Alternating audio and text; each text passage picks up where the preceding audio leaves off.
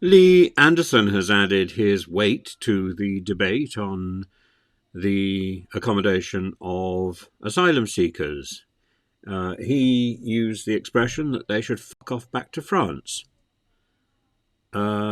He's clarified to Diane Abbott that he was referring to only illegal migrants in that expletive-driven response to, I believe, the Daily Express. But that's not what it's A, not what he said, and B, of course, the definition of the distinction between an illegal and an illegal migrant is one that is not internationally accepted. It's something that is unilaterally defined by Britain, and I'm sure it will be challenged in the courts, both in Britain and internationally. So Lee Anderson demonstrates beautifully his use of English and his incapacity to function in a coherent way. I remember the Sex Pistols being interviewed on ITV on the Bill Grundy show. In fact, I think I could even find a copy of that. Let's have a look at it, because this goes one stage beyond Norman Mailer's Naked and the Dead, where he used this word, but he spelt it F-U-G. And in fact, Dorothy Parker said to him a little later, "Oh, you're the man who doesn't know how to spell." It would be impossible to imagine going through life without moments of vocal outbursts, swearing.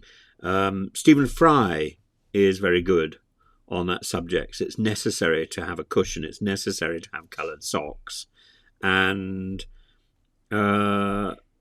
he thinks, is it necessary to swear? It's not necessary, but it makes life interesting. But at the same time, there are standards of behaviour. And swearing might be appropriate when somebody drops a brick on your foot, but it's not really appropriate when you're the deputy leader of the Conservative Party, and indeed you're now a broadcaster in your own right. You should have some control over the language that you are using. And there are 1,000 different words that you can use, even if some people prefer some sort of vernacular. I mean, it's probably... Let's have a look at ITV. Really? Oh, yeah. Well, tell me more about it. We spent it, haven't we? I don't know, have you? Yeah. It's all gone. Really? Down the boozer. 40, really? Good Lord. Now, I want to know one thing. What? Are you serious, or are you just trying to make me laugh? Gone. Really? Yeah. No, but I mean about what you're doing. Oh, yeah. You are serious? Mm. Beethoven, Mozart, Bach and Brahms have all died. Really? Oh, What are we saying, sir? Wonderful people. Are they? Oh yes, they really turn us on. What do they do? Well, suppose they turn other people on. That's just their tough tricks. Which one? Nothing. A rude word. Next question. No. What was the rude word? Was it really? Good heavens, you frightened me to death. all right. See, What about you girls games behind? He's like your dad, isn't he, this geezer? Are you, Or your granddad. are you worried, or are you just enjoying yourself? Enjoying myself. Are you? Yeah. That's what I thought you were doing. Always wanted to meet you. Did you really? Yeah. We'll meet afterwards, shall we? Yeah. You dirty sod. You dirty... Well, keep going, Chick, keep going. Go on, you've got another 5 You seconds. Say something You outrageous. dirty bastard. Go on, again. You dirty fucker. What a... What a fucking rotter. Well, that's it for tonight. The other rocker, Abel, and I'm saying nothing else about him, will be back tomorrow. I'll be seeing you soon. I hope I'm not seeing you again. From me, though, good night. To find this word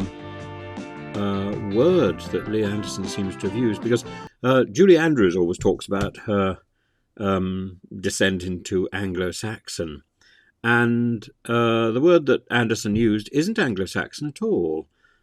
We don't find any reference to it until about the 1500s, and it seems to have a German origin, but there are many There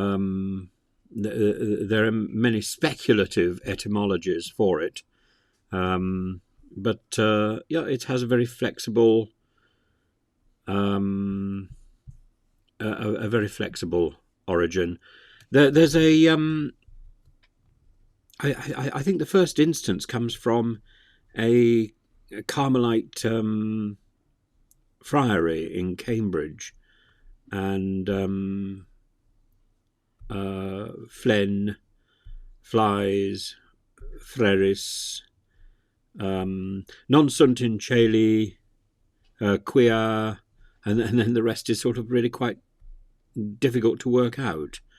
But it seems to imply that these are monks who are breaking their vow of celibacy, and the verb which is used is which seems to be something to do with a dereliction of duty. So anyway,